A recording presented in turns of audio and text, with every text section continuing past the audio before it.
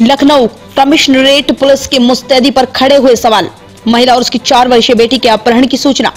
खरीदारी करने आई महिला के अपहरण की सूचना से पुलिस महकमे में हड़कंप। नजीराबाद रोड पर स्थित विशाल मार्ट पर खरीदारी करने आई थी महिला। परिवार का कहना है कि अपहरणकर्ताओं ने मांगी 30 लाख की फिरौती।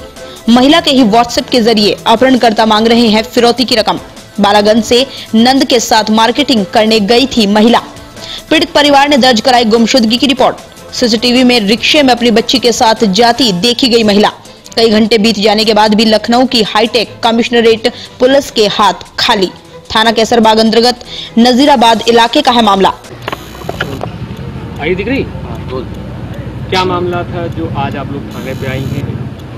वो हम अमीनाबाद आए थे शॉपिंग के लिए, तो जब अमीनाबाद पे हमारे साथ एक ड्राइवर थे, उनने हमको वहाँ पे छोड़ा और हम भाभी लोग एक मार्केट मतलब अंदर ही अमीनाबाद के चौराहे के बस थोड़ा सा आगे पे गली गई, उसके अंदर आए, एक मार्केट थी, उसके अंदर शॉप पे कपड़ों की शॉप थी, तो वहाँ पे शॉपिंग करी। उसका पेमेंट हम लोग कर चुके थे, सारी शॉपिंग हमारी हो गई थी।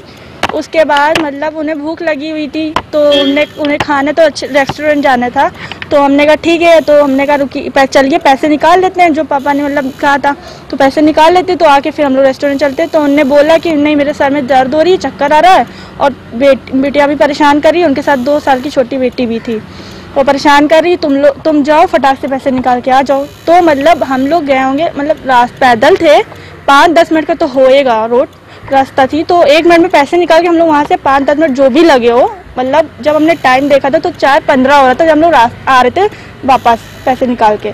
उसके बाद उस शॉप पे हम गए, उनके अंदर शॉप पे, तो भैया से पूछा, वहाँ पे वो नहीं थी, पर जो सामान हम लोग ने लिया तो वो वहीं पे रखा हुआ था।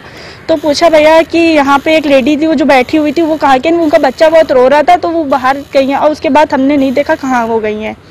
ठीक है, तो उसके बाद हम लोगों ने बहुत ढूंढा, उन्हें कॉल करने की कोशिश की, आधा घंटे तक कॉल किया, उनका कॉल मतलब फ़ोन ऑन था, बट उनका अचानक से फ़ोन स्विच ऑफ हो गया। फिर कोई कॉल नहीं, कोई रिप्लाई नहीं, बहुत कॉल करने के बावजूद पूरा ढूंढा, यहाँ तक पुलिस स्टेशन गए, सब कंप्लेन की, हर एक चीज़ बताई, उनकी पूरी फोर्स लेके हम उस शॉप पे भी गए, उस शॉप पे बताया गया, उस शॉप पे भी देखा गया, सीसीटीवी कैमरा भी चेक किया गया कि वो निकली थी उस शॉप से, पर ये नहीं पता वो किस साइड गई हैं। ये नहीं, सीसीटीवी में ये नहीं आया किस तरफ से गई, किस चीज से गई है? जी हाँ, वो आया था, वो मतलब निकली अपनी मर्जी से उस दुकान से, उसके बाद वो एक रिक्शा करके अपना बैठ गई हैं, अकेली थी बल्कि, और आगे जो रिक्शा चला तो वो था सिंगल, उसमें कोई नहीं बैठा हुआ था। आपने पुलिस को कब वो दिया? जी हमने 4:30 आधा 1 घंटा सुने, 5 बजे हम गए थे, उनसे कंप्लेन करी, उनसे बोला कि ऐसी बात हो गई, तो उन्होंने मुझे कहा कि अब कोई मतलब कहीं और थाने पे भेजा, वहाँ भी हम कोई ऐसा मैसेज आया हो या फोन आया हो फिरौती के लिए? जी मेरे पास तो नहीं आया, मतलब पापा के पास है, भाई के पास, उनके ही नंबर से